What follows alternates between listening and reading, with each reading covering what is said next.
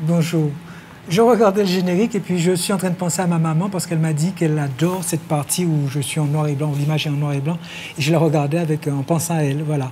Donc c'est pour cela que je suis contente de vous retrouver, mais surtout de retrouver notre invité du jour. Il s'appelle Robert Regina. Vous êtes alors en charge de la communication festivité grand public à la ville de Saint-Pierre. C'est bien ça? Exactement. Très bien. Alors merci d'avoir répondu à notre invitation. Alors merci à vous de nous avoir invités. Et puis d'abord, bonjour Jean-Luc et bonjour à tous. On va parler du cinquantenaire du Med Saint-Pierre. Absolument. Un demi-siècle déjà. Un demi-siècle déjà, absolument. Mais avant de commencer, je pose la même question à tous mes invités.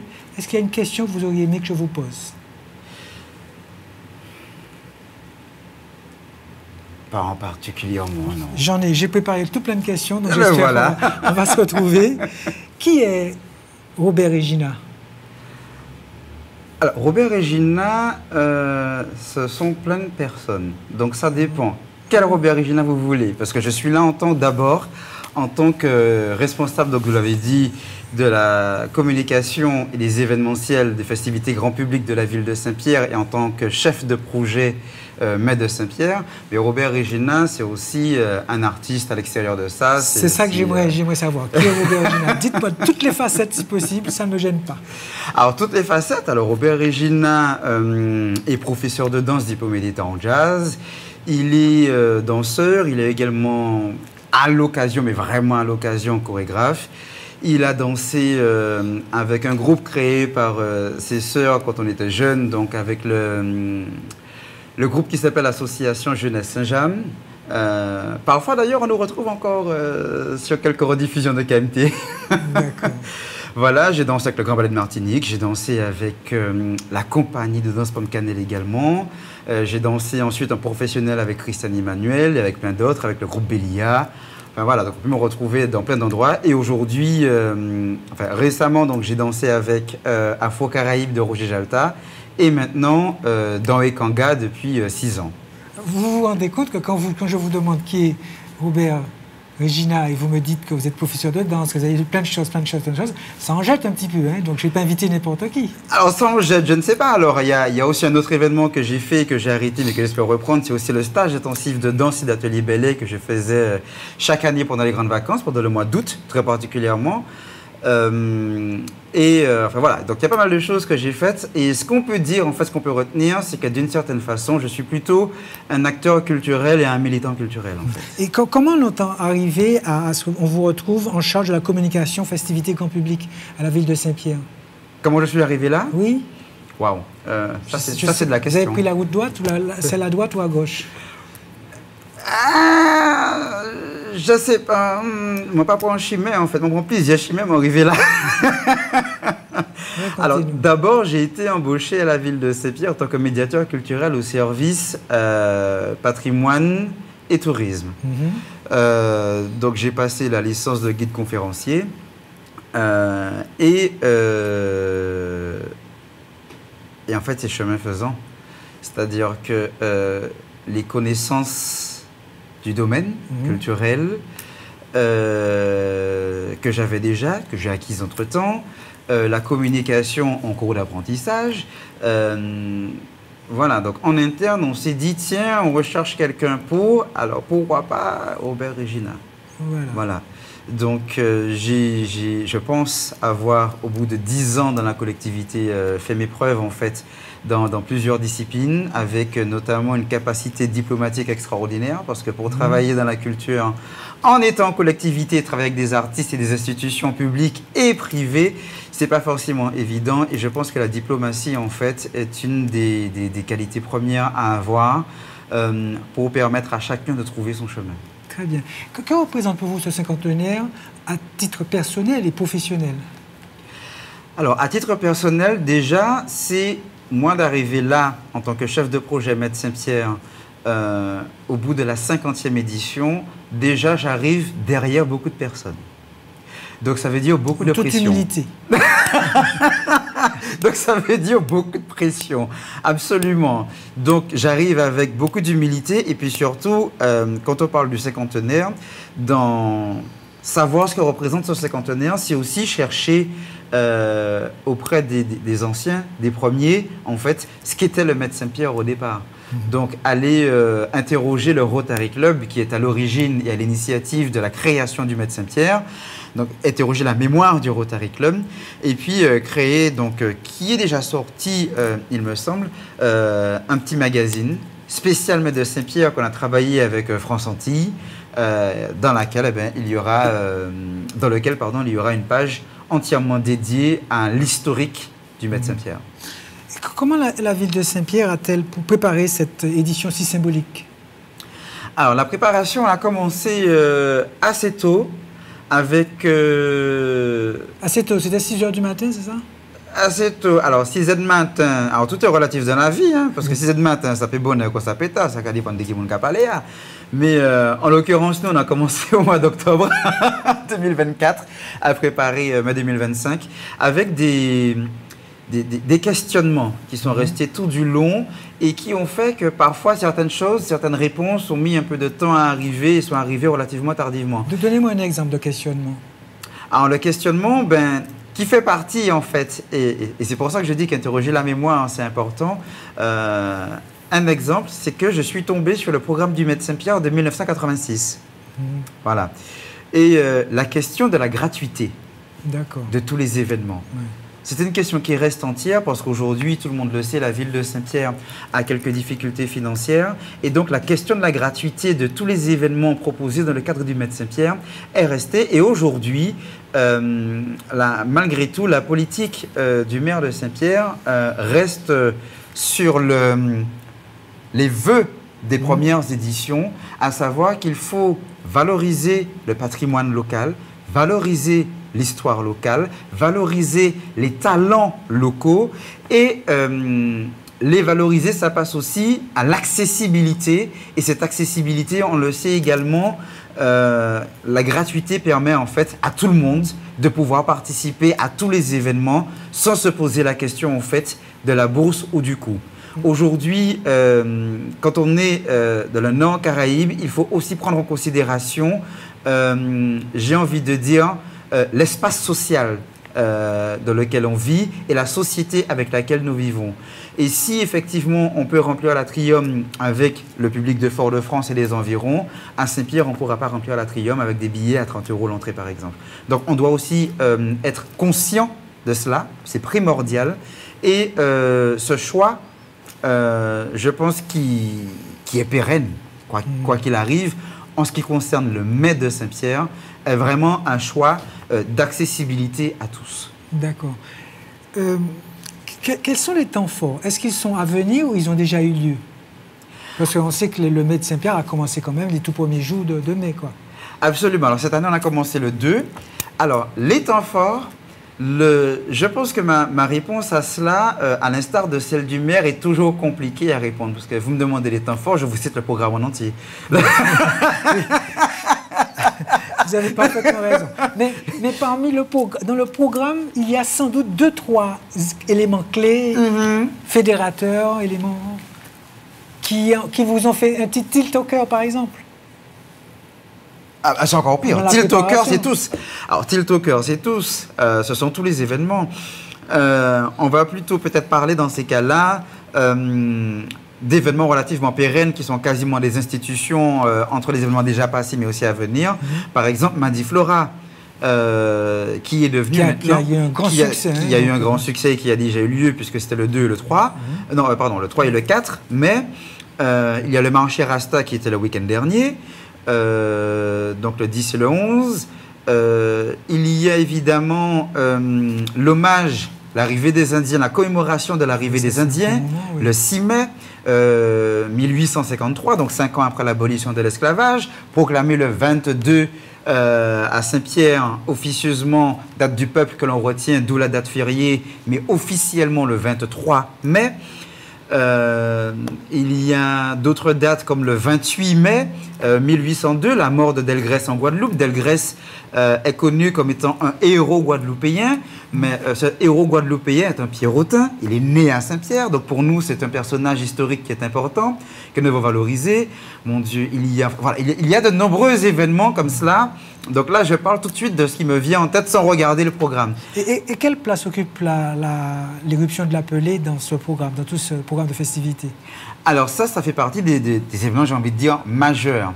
L'un des points d'orgue, puisque le 8 mai, on a eu le Festival du Pâté en Pot. Alors, on va le dire dans l'ordre. Hein. Oui. Du coup, ça permettra comme ça aux téléspectateurs de s'imaginer un peu l'organisation de cette journée du 8 mai. Le 8 mai est une journée qui est importante pour la Martinique et pour la France à 2 titres. Alors, le premier, évidemment, c'est l'éruption de la montagne Pelée le 8 mai 1902, l'une des plus grandes, sinon la plus grande catastrophe humaine du XXe siècle au monde. Donc ce n'est pas rien, 30 000 personnes, environ 30 000 personnes qui décèdent en l'espace de quelques minutes à Saint-Pierre en Martinique. Donc ça fait l'histoire de la Martinique, ça fait l'histoire de la France également, et aussi l'histoire du monde, évidemment. Et puis, il y a aussi la victoire de la Seconde Guerre mondiale, donc la victoire de 1945. Donc ces 2 événements sont commémorés à Saint-Pierre. Donc, dans le déroulé, d'abord, à 8 h, on commence par la commémoration au monument aux morts de la victoire de 1945 sur la place René Brambant. Donc là, on a avec nous qui nous accompagne évidemment la sous-préfecture de Saint-Pierre et la préfecture et l'association des anciens combattants, certaines associations évidemment qui viennent nous rejoindre pour commémorer en fait nos héros pierrotins morts pour la France. Ensuite, on a à 9 h la traditionnelle messe qui était réalisée, alors cette année qui a été faite par Monseigneur Macaire. Et à l'issue de la messe qui rend hommage aux morts de 1902, on va à l'ossuaire, donc au cimetière de Saint-Pierre, pour déposer une gerbe, pour commémorer également donc toutes ces personnes qui n'ont pas pu être identifiées et qui reposent en fait là. Et chaque année, on leur rend hommage à toutes ces victimes qui sont là. Et d'ailleurs, en ce sens, on a également, j'en parlerai tout à l'heure, je continue le programme dans l'ordre. On va d'abord à l'ossuaire. Une fois qu'on a fini à l'ossuaire, une gerbe est déposée donc, pour commémorer nos morts de 1902. Il y a une flamme qui est allumée également. Donc, monsieur le maire allume une flamme, une vasque qui est sur l'ossuaire, afin que cette flamme donc, illumine et permette à nos morts de reposer en paix. Ensuite, il y a le Festival du Pâté en Pot. Donc, monsieur le maire et toute la délégation s'est rendue sur la place Bertin pour le Festival du Pâté en Pot. À l'issue du Festival du Pâté en Pot, il y avait un concert des jeunes du Chemin Neuf sur la place Bertin. Et puis ensuite, il y avait organisé durant toute la journée des escape games. Donc, évadez-vous de la prison de Saint-Pierre, organisé par la ville de Saint-Pierre. Et cet escape game, ouvert à tous à partir de 6 ans, permettait en fait de découvrir une partie de l'histoire de Saint-Pierre liée à l'éruption de la montagne Pelée de façon très ludique. Ça me permet de vous poser une question. Comment la population pierrotine participe à toutes ces célébrations? Alors, la population pierrotine est invitée à participer de façon générale à ces manifestations. Est-ce qu'elle y répond? C'est ça la question. Et c'est là où la question est intéressante, c'est-à-dire que la population pierrotine d'aujourd'hui doit, je pense, encore plus qu'avant, s'investir dans ce patrimoine, patrimoine et culture, parce que ce qui est culturel n'est pas forcément patrimonial. On doit s'investir davantage, qu'on soit pierrotin ou martiniquais, parce que ce n'est pas une affaire de pierrotino-pierrotine. C'est une affaire qui est d'abord martiniquaise. Quand on parle en fait, alors, à Victor de 45, c'est français, mais l'éruption de la montagne Pelée, par exemple, puisqu'on parle du 8, c'est une affaire qui est martiniquaise. C'est-à-dire que tous les Martiniquais ont été impactés par l'éruption de la montagne Pelée, d'une façon ou d'une autre. Donc c'est vraiment une affaire martiniquaise que de rendre hommage à nos morts de 1902. Et les Martiniquais, les pierrotins ne répondent pas forcément dans, comment on va dire ça, dans un grand engouement. Il n'y a pas une grande initiative qui est faite, mais on retient qu'il y a quand même des initiatives associatives. Comme je parlais du Festival du Pâté en Pot, c'est une association pierrotine très engagée dans la vie pierrotine, en fait, qui organise ce festival chaque année. C'est aussi cette association qui, par exemple, avec la ville de Saint-Pierre, a rendu hommage à un grand pierrotin, à la personne de Max Rancé. Enfin, voilà. Donc, il y a des pierrotins qui sont acteurs là-dedans, mais peut-être pas assez. Vous avez parlé tout à l'heure de cette volonté d'aller vers la mémoire de cette manifestation. Est-ce que pour la 50e édition, vous avez apporté des nouveautés, ou bien vous avez fait tout simplement un copier-coller de tout ce qui se faisait auparavant? Alors, on n'a pas eu besoin d'amener une nouveauté parce que justement, pour terminer cette journée, il y a deux choses qui sont importantes. Alors, la première, c'est l'ouverture gratuite du mémorial de la catastrophe de 1902. Donc, le 8 mai, ce mémorial est ouvert. Et si aujourd'hui, nous parlons du mémorial de la catastrophe de 1902, il y a une raison à cela. C'est-à-dire que ce mémorial s'appelait, il s'appelle encore d'ailleurs toujours, le musée Frank A. Perret, Frank Arvold Perret, mais aujourd'hui a aussi ce nom de mémorial parce que c'est un musée qui se veut tourner complètement sur l'histoire liée à la catastrophe de 1902, avant, pendant, après, mais à l'intérieur, on retrouve tous les noms de personnes qui ont péri lors de la catastrophe et qui ont été retrouvées par l'association Amarisfa, Association martiniquaise pour la recherche de l'histoire des familles. Donc, quand on va au mémorial de la catastrophe de 1902, on retrouve un peu plus de 2000 noms de personnes, noms, prénoms, âge, sexe, qui ont péri lors de l'éruption de la montagne Pelée. Et puis, le soir, on a cet événement qui a été mis en place à l'initiative de... trop de mémoire. De Guy Ferdinand, accompagné de Juliette Kind du Creole Art Café de Saint-Pierre, à savoir ce fameux lâcher de lanterne. Donc, on a à chaque 8 mai un lâcher de lanterne où chaque personne en fait peut faire l'acquisition d'une lanterne et la lâcher en mémoire de toutes les personnes qui ont péri, qui ont perdu la vie lors de l'éruption de 1902, mais aussi pour les espoirs du peuple présent. Aujourd'hui, nous avons des citoyens, parce que Saint-Pierre et la Martinique, nous sommes un peuple résilient, nous le savons, et nous le disons sans cesse. Après la catastrophe, certains Pierrotains sont revenus habiter à Saint-Pierre parce que ça leur tenait à cœur. Donc aujourd'hui, la dynamique n'est plus de retrouver un prestige d'antan qui est perdu et que l'on ne retrouvera certainement plus, mais aujourd'hui, la ville de Saint-Pierre est une ville qui se veut résiliente, forte et dynamique, ancrée dans son histoire historique, patrimonial, ancré dans son paysage martiniquais et caribéen, mais complètement tourné vers l'avenir. Donc aujourd'hui, on a la jeune génération, et c'est cette jeune génération qu'on essaie de ramener en fait dans ces événements. De le lâcher de lanterne, on a eu ce partage avec des enfants et des adultes qui étaient là pour se lâcher de lanterne, et c'était le moment en fait d'avoir cette mémoire pour les personnes du passé, 1902 ou pas, c'est des personnes du passé, mais aussi d'avoir cette notion de quels sont nos espoirs aujourd'hui, qu'est-ce qu'on veut pour demain. Et dans ces lanternes, en fait, lâcher des lueurs d'espoir pour demain, pour qu'on grandisse plus grand, plus fort, meilleur. Il y a beaucoup d'émotions à ce moment-là? Il y a une émotion qui est certaine, alors qui n'est pas forcément palpable directement, mais qui devient forte lorsque les personnes voient l'effet du lâcher de lanterne. Lorsqu'on voit en fait, voilà, c'est quelques 200 et quelques lanternes qui ont été lâchées. C'est un spectacle féerique, quoi. C'est un spectacle féerique et qui est réalisé par chacun. Je veux dire, ce n'est pas un artificier qui vient et puis on assiste à un feu d'artifice où il y a cette féerie qui est différente, mais on n'est pas acteur du feu d'artifice. Là où il y a une organisation, il y a une liberté qui est artistique. Absolument. Une liberté artistique, une liberté de pensée, une liberté d'espoir, comme je l'ai dit tout à l'heure. Voilà, les personnes sont motrices et initient le spectacle auquel ils vont assister.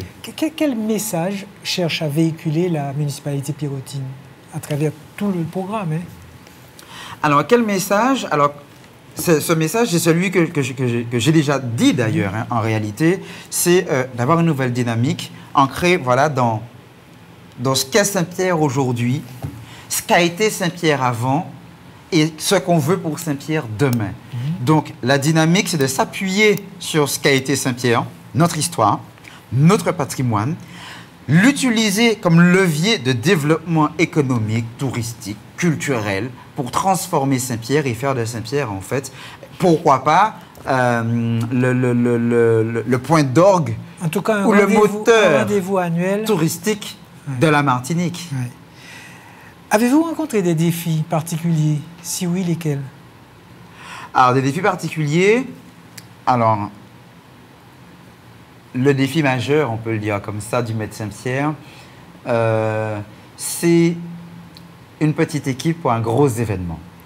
Quand on parle du Med Saint-Pierre, on regarde le programme et quand on le regarde, déjà on se dit, il y a pas mal de choses à Saint-Pierre, mais en fait, chaque fois qu'on voit une date, il y a plusieurs petits événements et le Med Saint-Pierre, c'est environ 84 événements sur un mois pour une petite collectivité.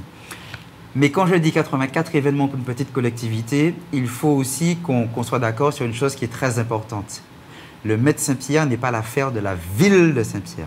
Le Med Saint-Pierre, c'est l'affaire d'institutions publiques ou privées, parce que le marché Rasta, on peut parler d'une institution, 24e édition cette année du marché Rasta, par exemple. Donc ça veut dire, quand je dis ça, qu'on parle d'une organisation, d'une co-organisation avec des institutions privées, des institutions publiques, des associations, des partenaires privés, des personnes privées. Donc le Med de Saint-Pierre est réalisé à partir de toutes les initiatives. Toutes les bonnes volontés. Toutes les bonnes volontés, quelles qu'elles soient. Je veux bien entendre les bonnes volontés, mais ça a un coût. Parlons un peu argent. Combien ça coûte pour organiser cette manifestation? Alors, ça a un coût. Alors là, vous entrez dans... Le vif du sujet. De le vif du sujet. Alors, pour vous mettre à l'aise, j'ai posé la même question à quelqu'un qui organisait une manifestation dans une autre commune. Il m'a répondu, vous savez que c'est les politiques, je préfère laisser aux politiques de répondre. Donc si vous voulez répondre ça ne me gêne pas, mais je pense qu'il faut être honnête. Si vous avez des chiffres, s'ils sont publics, quoi, ils sont censés être publics. Alors, avant de parler chiffres, parce que les chiffres sont importants, alors c'est sûr, puisqu'on connaît aussi les difficultés de la ville. Et en donnant la réponse, je dirais en fait, et c'est ce que j'allais répondre, ce qui est très juste, c'est que toute cette partie concerne d'abord les politiques. Voilà. Moi, je suis là en tant qu'agent administratif, donc je peux parler de la programmation, de tout ce qu'il y a autour. Mais je peux dire que lorsque nous travaillons le budget du Med Saint-Pierre, nous avons un chiffre. Pour cette année, on a un chiffre et ce chiffre, c'est 300 000 €. Voilà, c'est simple. Voilà. Dans ces 300 000 €, il faut entendre les organisations Ville de Saint-Pierre et puis la Ville de Saint-Pierre accompagne, comme elle le peut, c'est important, les associations qui veulent organiser en fait des événements dans le cadre du Med Saint-Pierre. Donc c'est pour ça que, et dans ce chiffre, en fait, il faut entendre, et c'est ça aussi qui est important, parce que parfois on peut se dire que le chiffre est vertigineux, mais aujourd'hui nous avons des obligations et des contraintes liées à la sécurité qui sont importantes, et la sécurité des citoyens n'est pas une variable d'ajustement budgétaire. Donc dans les 300 000 €, en fait, il faut savoir qu'il y a une grande part de sécurité qu'il faut prendre en compte, avant même de parler de festoiement et de festivités, en fait, il y a aussi la sécurité et qui n'est pas négligeable. Et je crois qu'on en a déjà suffisamment parlé, et là, en long, en large et en travers, notamment dans le cadre de l'organisation du carnaval. La ville de Fort-de-France a donné ses chiffres, la ville de Saint-Pierre a donné ses chiffres, la Parade du Sud, ils ont donné leurs chiffres. Donc voilà, donc la sécurité, en fait, occupe une part importante du budget. Donc c'est important de dire, malgré tout, que 300 000 €, ce ne sont pas 300 000 €, en fait, de festoiement et de festivités, etc., etc. Les réseaux sociaux, comment vous les utilisez? Alors, les réseaux sociaux, aujourd'hui, ils sont là pour être une première façon de pouvoir échanger avec, j'ai envie de dire, la nouvelle population, la nouvelle société. Nous avons pris le parti de diffuser le programme essentiellement sur les réseaux sociaux. Donc, vous trouverez le programme entièrement disponible sur le Facebook Med de Saint-Pierre, sur le Facebook de la ville, Ville de Saint-Pierre officielle. Vous le trouverez également sur l'Instagram de la ville Med Saint-Pierre. Vous retrouverez également le programme complètement sur le site internet de la ville, ville de Saint-Pierre-mq.fr. Et les réseaux sociaux sont utilisés pour communiquer, voilà, sur les programmes, date à date, programmes complets, ou pour pouvoir échanger avec la nouvelle population, ou en tout cas ceux qui prennent le temps vraiment d'utiliser les réseaux sociaux. la difficulté qu'on a et qui a été malheureusement une variable relative d'ajustement, c'est de ne pas utiliser le papier pour diffuser le programme. Alors, pour deux raisons. La première, c'est que ça a un coût qui est beaucoup plus élevé, alors que sur les réseaux sociaux, voilà, on peut diffuser très facilement et sur un moindre coût, pour ne pas dire quasiment gratuitement, si ce n'est le temps des agents administratifs qui passent à le faire. Mais malgré tout, on a ce spécial Médecins Pierre qui est en train de sortir, ou qui est déjà sorti, comme je le disais, dans lequel on retrouvera le programme complet. Mais, il y a un mais, il s'adresse d'abord aux pierrotins. Donc, il sera au format papier, distribué dans les boîtes aux lettres de tous les pierrotins, mais il sera également disponible sur le Facebook et sur le site internet de France Antilles, par exemple. Mais aujourd'hui, cet aspect qu'on a, cette propension qu'on a à utiliser les réseaux sociaux est devenue beaucoup plus importante. La communication a changé beaucoup et on n'a pas le choix que de changer aussi notre façon de communiquer par rapport à cela, puisque je me rappelle qu'en 2023, par exemple, on a sorti le programme papier et on s'est fait taper sur les doigts parce qu'il n'était pas sur les réseaux sociaux. Par exemple, tout le monde nous dit, voilà, mais oui, mais c'est pas sur Facebook, etc., etc. Bon, voilà. Mais c'est vrai que les gens fonctionnent maintenant tellement sur les réseaux sociaux que c'est presque une hérésie de ne pas... De ne pas utiliser les réseaux sociaux. Donc, de fait, le programme, en fait, a été, dès qu'il a été disponible, tout de suite, il a été disponible sur les réseaux sociaux, soit à la fin du mois d'avril. Par contre, il y a aussi l'autre aspect qui fait qu'on utilise aussi moins le papier, c'est aussi l'aspect écologique. Voilà. Donc, la question, pareil, avec les élus, avec les sociétés avec lesquelles nous travaillons, on a une agence de communication qui travaille avec nous, on a une assistance à maîtrise d'ouvrage qui travaille avec nous, et lors des réunions, la question c'est, est-ce qu'on sort le programme papier? À quelle quantité? Comment on le fait circuler? Aujourd'hui, si avant on ne se posait pas la question, aujourd'hui c'est devenu une vraie question en fait. Ce programme papier, qu'est-ce qu'on en fait? Est-ce qu'avant un programme papier, est-ce que ça fonctionne vraiment en termes de communication aujourd'hui? C'est-à-dire qu'on revoit encore les personnes qui ont le programme dans leurs mains papier mais qui nous posent des questions. Donc finalement, ou qui prennent le programme mais qui finalement ne le sortent plus du sac pour finalement aller sur les réseaux sociaux pour le chercher. Donc voilà. Donc est-ce que vraiment on doit investir, parce que c'est un investissement, on parle de plus de 2 000 €. C'est un coût, oui. Ce n'est pas négligeable, on parle de plus de 2 000 €. Est-ce que c'est vraiment nécessaire de sortir le programme papier? Ben, la question a été tranchée avec le spécial Médecins Pierre qui est distribué dans les boîtes aux lettres à Saint-Pierre. Et il sera disponible en fait sur les réseaux sociaux pour les autres personnes. Quand je préparais les questions que je devais vous poser, j'ai pensé à la diaspora pierrotine, même martiniquaise. Hein. Oui. Et je me dis, est-ce que dans l'organisation, dans la programmation, dans les comptes rendus éventuels, vous pensez à cette diaspora? Alors, c'est là qu'interviennent les réseaux sociaux et c'est là que les réseaux sociaux prennent toute leur place en fait. On essaye, on n'y arrive pas forcément, mais on essaye d'organiser des Facebook Live ou ce genre de choses qui permet en fait à la diaspora de pouvoir assister en direct ou après coup à certaines des manifestations. Mais là aussi, idem, la question s'est reposée. Pourquoi? Plus qu'avant, et je dis vraiment plus qu'avant, c'est-à-dire que je suis dans une génération qui est intermédiaire. Donc j'ai connu celle d'il y a 20 ans, je connais celle de maintenant et celle qui est en train d'arriver. Il est très difficile de ramener le public dans les salles. Il est très difficile d'amener le public devant la scène. Or, les artistes, ils ont besoin de public. Oui. Nous, et je vais dire nous, parce que du coup, je fais encore partie de ces artistes qui s'expriment sur scène.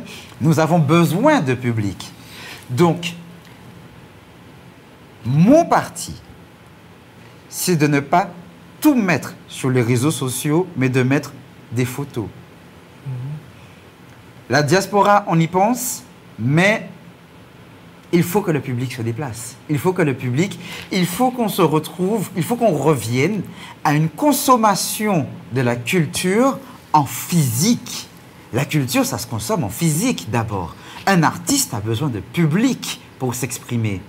Un artiste qui arrive sur scène et qui se retrouve face à un public composé de 4 personnes, vous comprendrez que c'est difficile c'est beaucoup plus difficile pour lui de s'exprimer parce que son premier salaire, ce sont les applaudissements et les félicitations du public. Alors que si un artiste arrive et qu'il a là 200, 300, 400, 2000 personnes, c'est beaucoup plus facile pour lui de s'exprimer et d'avoir en fait ce premier salaire qui est voilà, de voir en fait le public ravi, enjoué, et il a envie de se dépasser, il a envie de donner davantage, il a travaillé pour cela, donc il a envie d'avoir ce public-là. Donc se retrouver à travailler devant un écran, voilà, devant une caméra, pour un artiste, c'est extrêmement compliqué. Donc, pour moi, pour nous, pour beaucoup d'entre nous, le parti est venez consommer la culture, le patrimoine. Il y a des gens qui ont travaillé, et quand je parle de culture et de patrimoine, c'est pas forcément, ça englobe tout. Spectacle vivant, art plastique, des conférences, des balades, des visites, les escape games, etc. Ça se consomme en physique. Il faut qu'on réapprenne à se nourrir en physique, en présentiel, des artistes et de toutes ces personnes qui ont travaillé. Il faut qu'on reprenne ce temps-là parce que ce temps-là, il appartient aussi à soi-même. Jusque-là, je suis d'accord avec vous, mais il faut qu'on concevoir que c'est quand même difficile pour des gens qui sont à Lyon, à Grenoble, à Bordeaux, de pouvoir être présents. C'est pour cela que je vous demandais quels efforts que vous faites pour ce public-là. Voilà, et c'est pour ça que, et quand je dis ça, je réponds à cette question. C'est-à-dire que nous faisons des photos, nous faisons des captations d'environ 3 minutes sur le spectacle complet, mais il faut d'abord qu'on pense au public local, au public présent. Ouais. Ceux qui sont la diaspora, on pense à eux avec, comme je vous l'ai dit, les réseaux sociaux. Ils sont là pour ça, avec des petits teasers, des photos, voilà comment ça s'est passé, voilà qui était là. Mais nous-mêmes, il faut, pour nous, il faut nous-mêmes.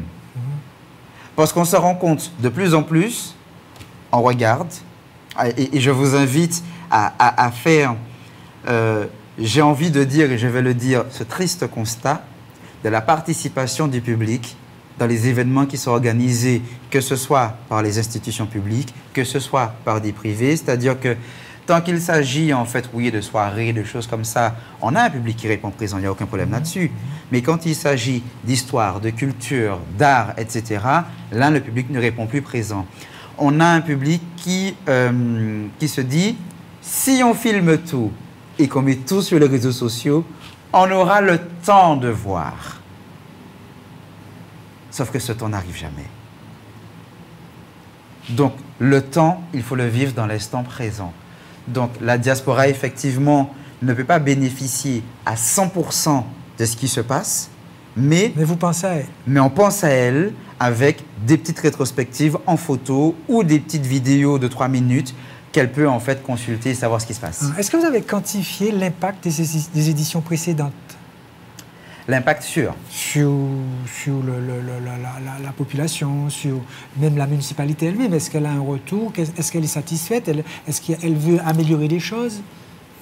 Alors, nous aujourd'hui, ce que nous avons à améliorer, ben justement, c'est la communication. Aujourd'hui, nous sommes, et je dis aujourd'hui, on va dire maintenant depuis quasiment une dizaine d'années presque, dans un tournant où la communication, où nous devons réapprendre à communiquer. On est vraiment dans ce virage où la communication, voilà, on doit réapprendre à communiquer. Donc, où estimez-vous qu'il y a des failles? La communication. Oui, j'ai compris, mais dites-moi un peu plus. Alors, vous dire un peu plus, il faut qu'on arrive, avec les nouveaux outils que nous avons, à les exploiter au maximum pour pouvoir atteindre les segments en fonction des manifestations, par exemple. Parce que nous savons pertinemment qu'il y a certaines manifestations qui seront à destination du public jeune. Alors, par exemple, cette année, nous avons tous les mercredis des opérations à destination du jeune public de 0 à 17 ans.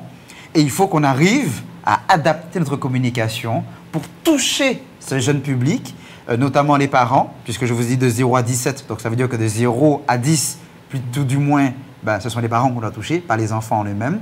Donc, trouver comment cette communication doit être adaptée pour ce public-là. Lorsqu'on a des concerts, ben voilà, pareil, avoir notre public cible, pouvoir cibler, c'est-à-dire que le programme global, on doit pouvoir adapter notre communication pour qu'il touche tout le monde, sans exception. Maintenant, il y a des manifestations sur lesquelles on sait pertinemment qu'on vise un public, il faut qu'on arrive à adapter cette communication pour viser ce public en particulier. Ça, aujourd'hui, la segmentation du public de notre communication, elle n'est pas encore opérationnelle à 100%. Top, top. Dites-moi, je vous ai posé tout à l'heure la question concernant si vous aviez une anecdote. Moi, j'aimerais parce que quand on établit un programme, on fait des choix. Oui. Il y a des choix à faire. Et c'est ça que j'aurais aimé savoir. Est-ce que ça a été difficile? Est-ce qu'il y a quelqu'un que vous avez écarté et dont il a fallu l'écarter parce que peut-être, par exemple, qu'elle demandait trop d'argent, un budget trop conséquent? Vous voyez, quelles sont les difficultés que vous avez rencontrées? Donnez-moi une petite anecdote sur la préparation de ce Médecins Pierre 2025. Je ne sais pas s'il y a des anecdotes particulières. Alors, là-dessus, j'ai plutôt envie de dire qu'on n'écarte pas. D'accord. Par contre, évidemment, vu qu'on a un budget à respecter, on négocie. On négocie, on est plutôt dans la négociation. Racontez-moi une négociation difficile qui a quand même réussi. Il n'y a pas de négociation. Alors, je vous embête avec mes questions. Alors non, vous ne m'embêtez pas avec les questions. Mais j'ai envie de dire, quand on est dans une petite municipalité, on a aussi en fait le soutien des élus et les négociations qui peuvent être difficiles en fait sont faites par les élus. Donc c'est pour ça que du coup en direct là, bon, j'ai pas de négociation particulière. Alors si ce n'est par exemple, alors on a un groupe en fait qui était pour ainsi dire programmé, bon, qui finalement n'a pas été programmé. Parce qu'entre-temps, ils ont eu un artiste en fait qui ne pouvait pas être là, donc il fallait déplacer, il fallait changer de date, c'était compliqué. Enfin, et une fois que le programme est déjà quasi monté, bon, là, même avec tous les efforts du monde, parce que malgré tout, on est, comme je vous le dis, dans une dynamique où on essaie de n'écarter aucune initiative. Mais voilà, quand en avril, on nous dit finalement là, je ne peux pas, mais là, je peux. Alors, je vais vous poser la même question d'une autre manière pour voir. Oui. Quelle est votre plus grande fierté dans cette programmation 2025? Ma plus grande fierté, je ne sais pas, d'avoir réussi à boucler le programme. Ça peut être ça. C'est difficile à boucler un programme? Un programme avec autant de... Quand vous étiez en train de préparer, oui. Quelle était une journée type pour vous? Une journée type? Racontez-moi ça. Waouh. Alors, une journée type, ça peut être commencé à 4 heures. Voilà, ça peut être commencé à 4 heures du matin. Pourquoi vous commencez à 4 heures du matin? Parce que personne ne m'appelle à cette heure-là. Oui, non, mais expliquez, c'est bien, oui, c'est... Parce que personne ne m'appelle à cette heure-là et que ça me permet d'anticiper la journée, donc l'organisation de la journée. Ça me permet de préparer, voilà, me dire aujourd'hui, il va falloir gérer typiquement, il faut que j'appelle tel organisateur, tel prestataire, tel groupe, telle personnalité publique ou telle institution. Donc voilà, donc je prépare ça. Ensuite, à partir de 7h30, du coup, ben là, les collègues commencent à arriver, le téléphone commence à sonner. Donc là, en fait, ça devient de la folie pure. Et là, donc vous arriviez à 4h du matin à la mairie, alors? Oui. Ah oui, je pensais que de chez vous, vous commenciez à travailler. Non. Vous allez, d'accord. Non, ben, c'est encore le cas actuellement d'ailleurs. C'est-à-dire qu'encore maintenant, j'arrive toujours à 4h du matin pour commencer à préparer les choses. Et ben, parmi les anecdotes que vous me demandiez, ben, voilà, j'ai appelé... Oui, quand on croise, on trouve. J'ai appelé, par exemple, alors, la personne en charge de la fine équipe, il était 21h30. Bonjour madame, Robert Regina, mairie de Saint-Pierre. La dame, elle a bugué. Voilà. Qui s'attend à avoir un appel d'une institution publique à 21h ou à 21h30. Voilà. Donc ça, ce sont des choses que j'ai faites. Oui, rappeler des prestataires jusqu'à 22h, j'ai fait ça. Je me suis dit, qui ne tente rien à rien, j'appelle. Voilà. Donc j'ai appelé vraiment en fait des artistes, des partenaires, des choses comme ça. Entre 7h30 et 22h, oui. Me retrouver à négocier des contrats à 21h30, j'ai fait ça. Typiquement, c'est le genre de choses que j'ai faites. Alors. Et ensuite, pendant la journée, donc voilà, donc travailler avec les collègues, avoir des réunions, savoir donc... Vous avez sauté des déjeuners? Il m'est arrivé de ne pas manger sur des journées complètes. Parce que, pris par le tourbillon de l'organisation, et finalement me dire, non, là, il faut s'arrêter, il faut manger, parce que sinon, ça peut être possible, parce qu'à un moment, il y a aussi, bon, quand vous n'avez pas mangé, vous savez, même si vous êtes dans votre tourbillon, votre corps, lui, ça rappelle que vous n'avez pas mangé. Avez-vous un souvenir marquant, puisque vous avez dit que vous êtes à peu près depuis une dizaine d'années à tourner autour de cet événement, est-ce qu'il y a, dans votre passé proche, un médecin Pierre qui vous a particulièrement marqué?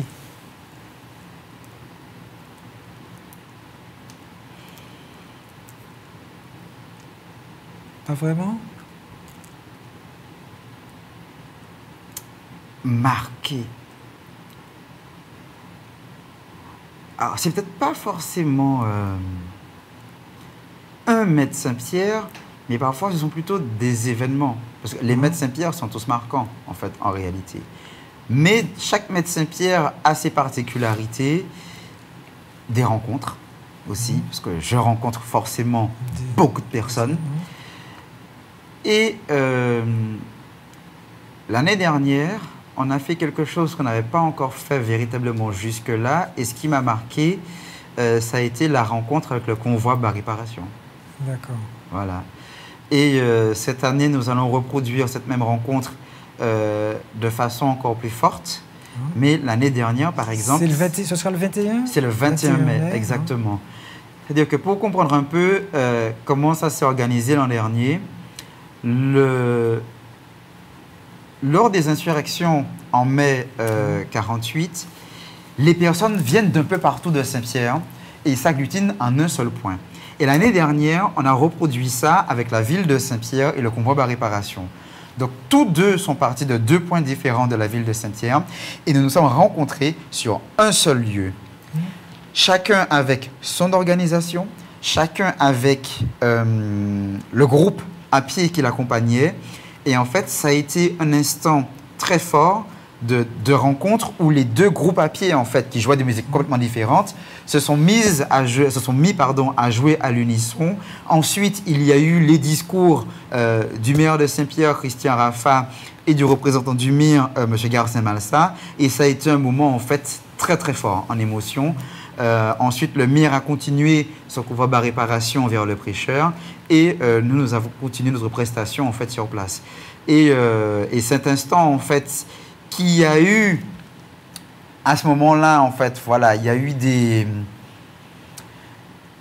moments qui n'étaient pas prévus, des itinéraires qui ont changé en chemin, etc. Mais ça a abouti en fait juste à cet événement. Et moi, en fait, ça, par exemple, ça m'a fortement marqué.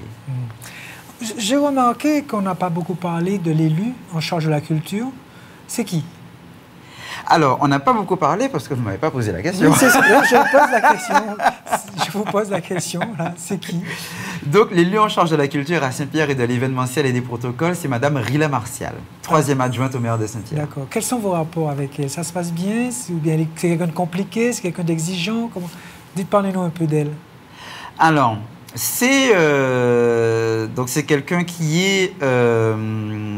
c'est une personne très présente, qui est là et qui participe en fait activement à l'organisation, que ce soit du Médecin Pierre, de la fête partout dans le carnaval. Et j'ai envie de dire, à partir d'un moment où on a plusieurs personnes et plusieurs visions de même événement, parfois, ça peut être un peu difficile, mais on finit toujours par retomber sur nos deux pieds. C'est-à-dire qu'on ne peut de toutes les façons rien faire sans échange, discussion. Et c'est comme ça qu'on finit toujours à la fin, en fait, par à construire un programme, en fait, qui satisfait tout le monde. Vous avez rencontré des fois des petits accointements, des petits coincements avec elle? Évidemment. D'accord. Mais ça, c'est normal. Mais ça se passe bien. Ça c'est normal. J'ai envie de dire que ce serait plutôt bizarre qu'il n'y ait pas de désaccord. Et c'est parfois parce qu'il y a des désaccords qu'on finit par trouver d'autres solutions, justement, qu'on aboutit à quelque chose qui, finalement, ni l'un ni l'autre n'avait pensé. C'est-à-dire que l'élu arrive, parce que rappelons que l'élu a un programme politique, en fait, à réaliser. Tout à fait, oui. Et moi, en tant qu'administratif, je suis là pour mettre en place donc, ce projet politique, mais je suis également un acteur culturel très engagé en ce qui me concerne. Donc, il y a des choses, en fait, voilà, il y a la vision politique, la vision administrative et la vision culturelle et artistique. Donc, on doit pouvoir trouver des compromis entre ces trois visions qui puissent fonctionner. Et donc, parfois, ça coule de source, voilà, ça se fait très facilement. Et puis, parfois, il y a des difficultés. Et là, en fait, ça ne peut fonctionner en fait, que par des échanges. Là, et puis, j'ai envie de dire, comme on dit ça,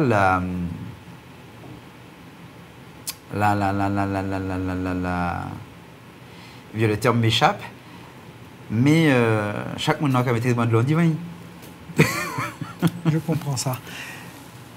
Donc, on a compris que le 21 mai prochain, donc, il y aura le convoi pour la réparation qui sera à Saint-Pierre. Oui.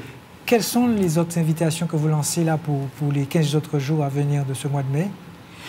Alors, les invitations, il y en a beaucoup. Alors, déjà, ce week-end, on a vendredi, on vous invite à la lecture théâtrale de la pièce Chimenson à 18h30 au marché Max Rancé. Vendredi soir, on a la nuit européenne des musées. Donc, à Saint-Pierre, il y a plusieurs événements. Donc, on a le Mada Art, donc le marché de l'artisanat et de l'artisanat, le marché de l'artisanat et de l'artisanat d'art au marché Max Rancé, de 18h à 22h. L'ouverture exceptionnelle du mémorial de la catastrophe. Alors, cette manifestation consiste à quoi? Donc, à présenter des tableaux, des choses comme ça, c'est quoi? Absolument. Donc, on reçoit des artisans des artisans et des artisans. On va le refaire. Des artisans de l'artisanat et des artisans d'art, puisqu'on dissocie les deux, même si à la fin on s'y retrouve, parce que les réalisations sont toujours, qu'on le veuille ou non, artistiques. Voilà. Donc on va retrouver des tableaux, des sacs, des vêtements, des bijoux. On y retrouve un peu de tout, que ce soit en fait de la production typiquement faites avec des produits locaux, ou parfois des choses qui sont importées mais retravaillées en local pour avoir une couleur vraiment locale et d'artisanat d'art. Donc on peut retrouver toutes sortes de choses vraiment. Donc c'est pour ça que en parler, c'est compliqué. Il faut vraiment venir sur place, découvrir. Et il y aura surtout pour toutes les bourses, et ça, c'est important. Donc, ce marché d'artisanat et d'artisanat d'art, en fait, n'est pas un marché où on aura des œuvres à 2 000 ou 4 000 euros. On pourra, en fait, acheter des choses à moins de 5 euros. Et ça, c'est important. Et ça, c'est important, en fait, de le préciser. Donc, il y a le plaisir des yeux, puis le plaisir avec ceux avec quoi on pourra repartir aussi. Ça, c'est important. Le centre de découverte des sciences de la Terre sera également ouvert en nocturne pour cette soirée des Nuits européennes des musées. Et puis le mémorial de la catastrophe de 1902 sera également ouvert. Voilà. Ensuite, alors, je vais récupérer mon programme parce que du coup, tout de tête, ça va être difficile et je sais que je vais oublier des choses. Et après, on va m'en vouloir fortement et ils auront raison. Parce que le samedi 17, on a également le tournoi de football couloir à partir de 14h30 organisé par les vétérans de l'assaut. Ensuite, le dimanche, on a la braderie de mai qui sera sur le marché Max Rancé. On a également une journée nationale des mémoires de l'esclavage et de son abolition. Donc ça, c'est organisé par l'association Culture Égalité, qu'on connaît pour toutes les manifestations qu'elle organise pour la valorisation et la reconnaissance de l'apport des femmes dans l'histoire et singulièrement, là, ça va être le cas en Martinique. Et puis, ça se terminera dans l'après-midi avec le Grondement des Cœurs, un concert organisé par l'association Agi Jeunesse Martinique. Alors, ce sera difficile peut-être pour moi là tout de suite d'énumérer tous les événements jusqu'à la fin du mois de mai. Il y en a beaucoup. C'est pour cela que je vous avais demandé les points forts. Est-ce qu'il y en avait? Mais c'est pour ça que c'est difficile. Je ne peux pas les donner comme ça. Alors, si je dois donner là, après, la semaine prochaine, un événement, parce qu'après, les gens vont m'en vouloir. Et ce sera de votre faute, monsieur Médouze. Non, pas du tout. Pas du tout. Ils vont dire évitez, monsieur Médouze, là, c'est excellent. Parce qu'il aura oublié de dire oui, mais il n'a pas dit ça, il n'a pas dit ça, il n'a pas dit ça. Donc je rappelle quand même à tous que le programme complet est disponible sur le site internet de la ville Saint-Pierre, en toutes lettres en un mot, Saint-Pierre-MQ.fr, mais aussi sur le Facebook Mai de Saint-Pierre, sur l'Instagram Mai Saint-Pierre, et puis sur le Facebook Ville de Saint-Pierre officielle. Allez, une dernière pour la route. Allez, voilà. À partir de cela, je pourrais maintenant dire, voilà, 2 ou 3 événements forts. Comme ça, en fait, personne ne m'en voudra parce que le programme complet aura déjà été dit. On pourra dire où on peut le trouver. Donc, le 21 mai, comme je l'ai annoncé, donc, moment très fort de rencontre entre donc, le convoi Bar Réparation et la ville de Saint-Pierre, donc, qui débute à 17h à 2 points différents de la ville, un place Bertin et l'autre devant la cité à l'Épicoule, pour converger au collège Louis Delgrès. Au collège Louis Delgrès, à 18h, on aura un hommage, une conférence sur Louis Delgrès qui sera réalisée par Madame Elisabeth Landy, historienne. Ensuite, le convoi Bar Réparation continuera sa route vers le prêcheur. Et nous allons poursuivre notre déboulé sur la place Bertin avec le concert-spectacle du mouvement culturel Ekanga. C'est important ce que vous dites là. Ça veut dire que le convoi ne va pas s'arrêter à Saint-Pierre. Donc, elle ne fera que passer.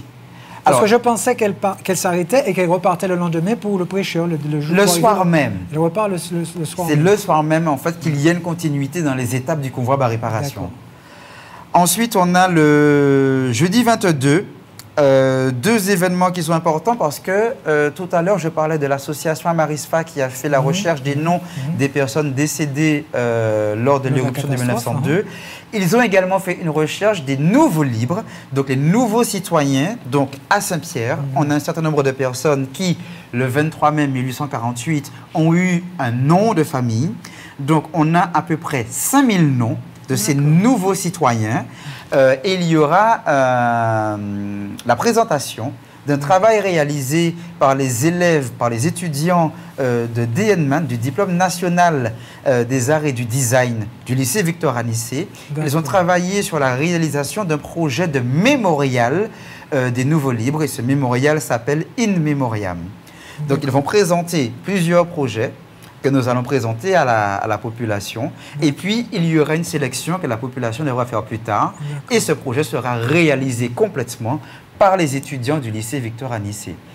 Juste après ça, on aura une exposition qui sera présentée par M. Sylvain Demange et accompagné de Mme Sylvie Millien, historienne. Donc, c'est une exposition photographique réalisée dans les jardins de la mairie. Et puis, un autre temps fort, alors si on peut parler de temps fort encore dans le Mai de Saint-Pierre jusqu'au 31, on en a, ma foi, j'ai envie de dire 3 autres. Pour terminer, le bal de la famille, qu'on fera le samedi 24 sous le marché Max Rancé. On a également le mercredi 28, l'hommage qui sera rendu à Louis Delgrès. Et ensuite, une conférence dédicace réalisé par Daniel Vallée, qui est une artiste martiniquaise, qui a réalisé un album de coloriage, qui rend hommage à Harriet Tubman, cette grande passeuse américaine qui a permis à de nombreux esclaves de se libérer aux États-Unis. Et cette artiste, en fait, on a la chance de la voir en Martinique, car elle a été invitée par le club Sour-Optimiste Saint-Pierre-Trinité. Donc c'est grâce à ce club que nous l'aurons. Et puis on a la soirée de clôture qui est importante puisqu'on aura 2 défilés le 31 mai. 2 défilés. Alors un organisé par Madame Rebecca Misa qui est la styliste Pierrotine qui a habillé Miss France. voilà, qui a fait sa tenue traditionnelle. Le deuxième réalisé par l'atelier, par Couture Atelier du Nord et Christiane Nadeau. Et puis ce sera clôturé par le concert de Joël Ludbert et son groupe Macadam, avec en invité Guy Vadeleu et Cali. Et puis tous les mercredis, autre temps fort, évidemment, qui est important.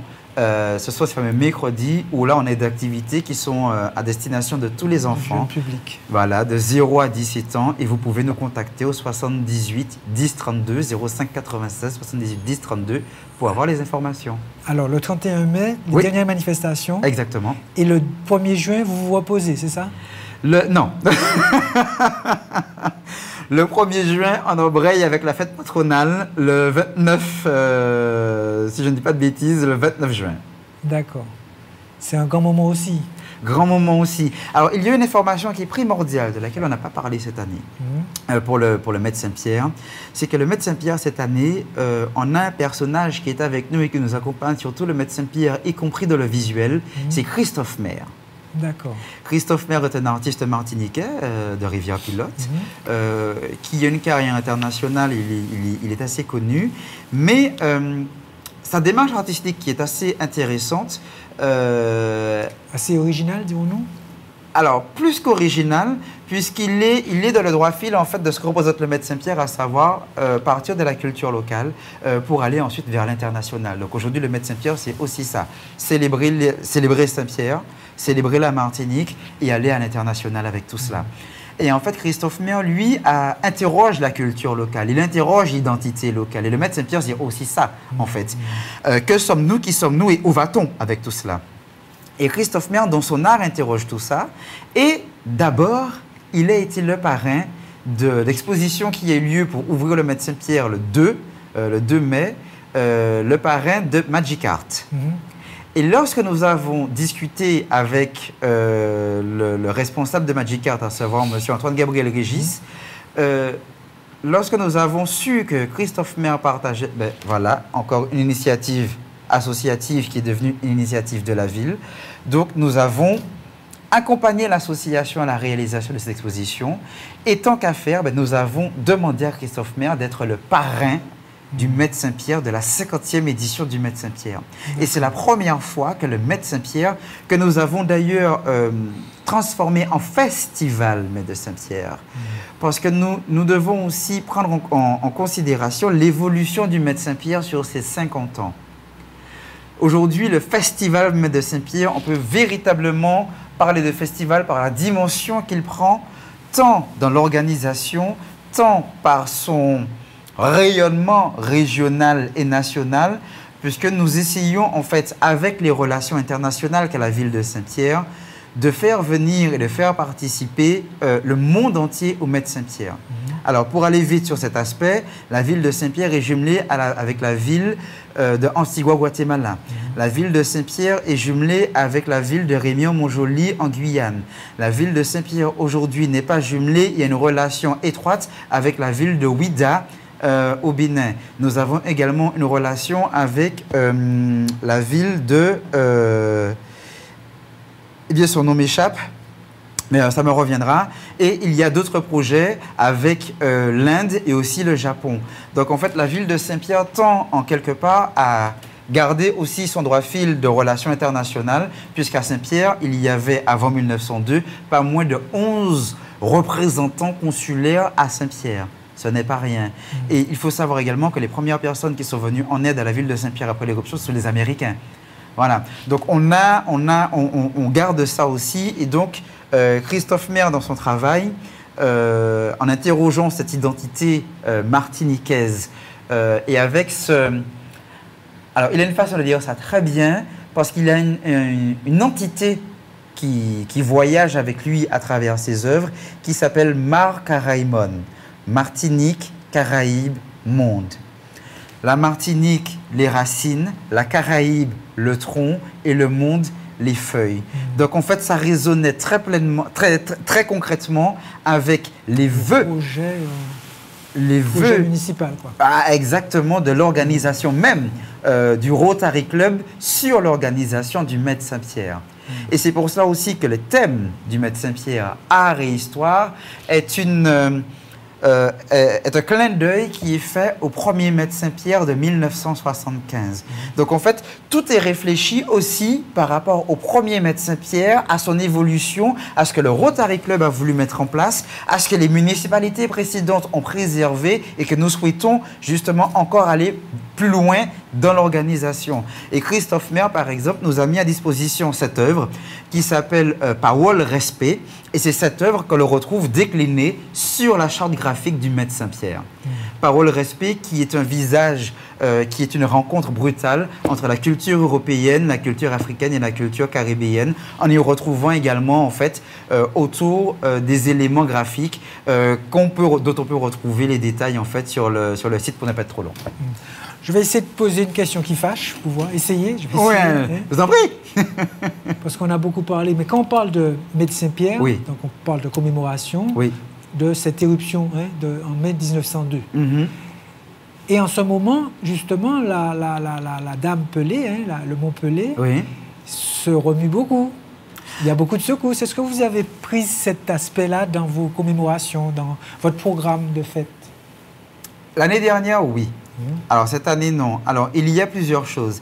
C'est-à-dire qu'il faut dissocier les alertes qui sont lancées auprès des scientifiques aux alertes à la population. Nous sommes d'accord. Et là-dessus, il y a eu l'année dernière un mouvement, alors je ne dirais pas de panique, mais une pensée forte qui s'est communiquée très fortement en disant que le volcan se réveille et va bientôt entrer en éruption. Alors, première chose, ce n'est pas fondamentalement juste de dire ça, pour ne pas dire que ça ne l'est pas du tout. Le volcan n'est pas en train de se réveiller. La montagne Pelé est un volcan qui est en activité, il a toujours été. Ça, on l'a toujours dit, le volcan, en fait, est endormi. Voilà, donc il y a toujours une... Endormi ne veut pas dire mort, inerte, il ne se passe rien, non. Il se passe toujours quelque chose. Et ce quelque chose, en fait, c'est toujours passé. Simplement, on a également des instruments de mesure qui sont de plus en plus pointilleux, qui sont de plus en plus précis et qui permettent en fait d'avoir davantage d'informations. Donc les scientifiques ont eu cette fameuse alerte, mais qui reste à niveau scientifique. Pour savoir, voilà, scientifiquement, voilà, il se passe ça, le volcan a ça, etc. Si on devait s'inquiéter de l'éruption de la montagne Pelé aujourd'hui, je veux dire que la population aujourd'hui serait d'ores et déjà avertie, et en premier lieu, toute la population qui se trouve autour du volcan. Donc les premiers concernés sont Prêcheurs, Saint-Pierre, Morne-Rouge, Ajoupa-Bouillon, Macouba, Grand-Rivière, Basse-Pointe, voire même le Lorrain en fait. C'est-à-dire que, et je pense même qu'on pourrait aller jusqu'à, très probablement, jusqu'à, alors après le Lorrain, c'est Marigot. Voilà, et le Carbet, c'est-à-dire que l'activité du volcan ne concerne pas uniquement et exclusivement la ville de Saint-Pierre. Saint-Pierre a fait l'objet d'une destruction, malheureusement, en 1902, mais demain, si le volcan entre en éruption, rien ne dit que ce sera de nouveau la ville de Saint-Pierre qui sera engagée. Donc, ça veut dire qu'aujourd'hui, que ce soit la préfecture ou le